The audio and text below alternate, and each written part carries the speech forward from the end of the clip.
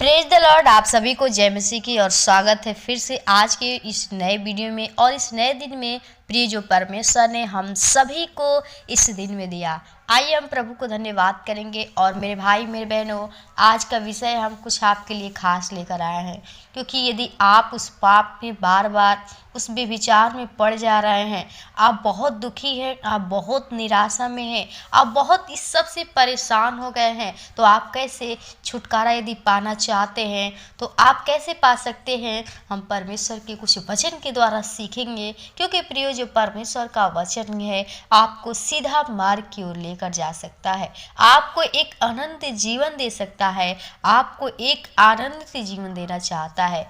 इसलिए मेरे भाई मेरे बहनों, यदि आप अपने जीवन में वो सुख शांति आनंद को चाहते हैं, आप उस निराशा से निकलना चाहते हैं, अपने लाइफ को बेहतरीन बनाना चाहते हैं, तो ये वीडियो आपके लिए है। और अपने जीवन को उस पुराने को ख़त्म करके एक नए तरीके से स्टार्ट करने के शुरू करिए। परमेश्वर आपके जीवन में ब्लेस करेंगे। तो आइए हम वचन को पढ़ेंगे और जानेंगे कि परमेश्वर हमें आज के इस दिन में क्या सिखाना चाहता है, हमारा जीवन कैसे बदल सकता है। तो आइए हम एक वचन को पढ़ेंगे लूका उसका 7 अध्याय का 47, 48, 49 और 50 पद। लिखा है कि इसलिए मैं तुझसे कहता हूँ कि इसके पाप जो बहुत थे क्षमा हुए, क्योंकि उसने बहुत प्रेम किया।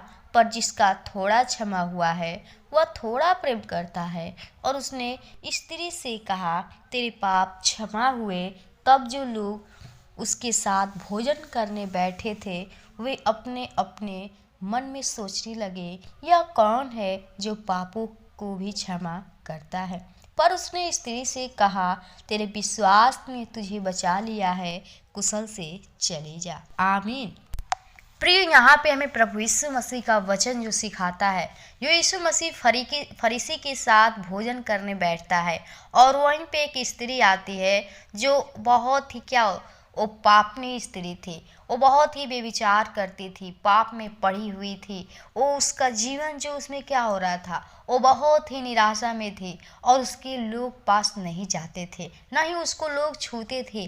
लेकिन उसने सोची और उसने उस परमेश्वर यीशु मसीह के पास आया और उसने क्या किया, उस इत्र को जो बहुमूल्य इत्र है यीशु मसीह के पाँव पर वो आंसुओं से क्या कि भिगोकर उनके पाँव को पोंछा और उसको फिर से इत्र को लगाकर उनको साफ किया। और उसने परमेश्वर से जो फरीसी लोग थे उन लोग से कहते हैं कि ये क्या कर रही है, क्या तू नहीं जानता ये जो छू रही है। लेकिन यीशु मसीह कहता है, वो कहा कि उस लोग को एक उदाहरण दिया और उन लोगों से कहा कि किसने ज़्यादा प्रेम किया। तो लेकिन यहाँ पे प्रभु यीशु मसीह का कुछ मकसद है कहने का। मेरे भाई मेरे बहनों, वो चाहता है, वो कहता है, उस स्त्री को कहा, उसने हमें क्या किया जो तूने नहीं किया। तूने मेरे पाँव को धोया तक नहीं, न पानी ही दिया, लेकिन उसने मेरे पाँव को अपने आंसू के द्वारा धोया है, अपने बालों से पोंछा हुआ है। तूने चूमा नहीं दिया, लेकिन उसने चूमा है और अपने आंसू बहा बहा के। लेकिन ये प्रेम किसका बड़ा है मेरे भाई मेरे बहनों। जो व्यक्ति उस पाप में गिर जाता है, उस बेविचार में गिर जाता है, वो जब अपने आप को बदलना चाहता है तो परमेश्वर के सम्मुख आता है। और परमेश्वर क्या करता है, यीशु मसीह क्या करता है, उसे कहता है कि जा, तेरे विश्वास ने तुझे क्षमा किया। कहता है कि इसलिए मैं तुझसे कहता हूँ कि इसके पाप जो बहुत थे क्षमा हुए। वो बहुत ही पाप की थी, बहुत ही बेविचार की थी, लेकिन मेरे भाई मेरे बहनों, यीशु मसीह ने क्या किया, क्षमा किया। उसके प्रेम को देखकर उसने कहा, क्योंकि इसने बहुत प्रेम किया, पर जिसका थोड़ा क्षमा हुआ है वह थोड़ा प्रेम करता है। लेकिन इसका क्या हुआ कि बहुत से पाप थे, लेकिन यीशु मसीह ने क्षमा किया। और कहता है कि उसने स्त्री से कहा, तेरे पाप क्षमा हुए। तब जो लोग उसके साथ भोजन करने बैठे थे वे अपने अपने मन में सोचने लगे, यह कौन है जो पापों को भी क्षमा करता है। जब यीशु मसीह कहा कि तेरे पाप क्षमा हो गए, लोग जो फरीसी लोग थे सोचने लगे अपने मन में, ये कौन है जो पाप को भी क्षमा करता है। इतना बड़ा बड़ा हम उस पाप में पड़ जाते हैं। प्रियो, आज हम संसार में यदि कोई दूसरे के साथ थोड़ी सी गलती कर लेते हैं, लोग इतना हमारे ऊपर ताना बात बोलते रहते हैं।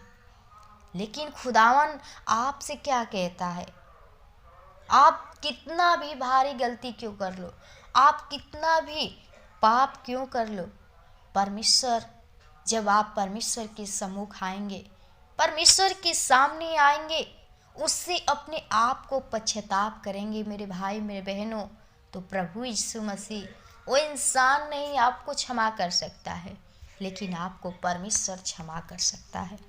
तो आप लोग, मैं चाहती इस वचन के द्वारा आपको सिखाना चाहती हूँ कि आपका जो विश्वास है, आप विश्वास के साथ प्रभु के पास आइए और उससे प्रार्थना करिए, क्योंकि परमेश्वर ही आपके पापों को क्षमा कर सकता है।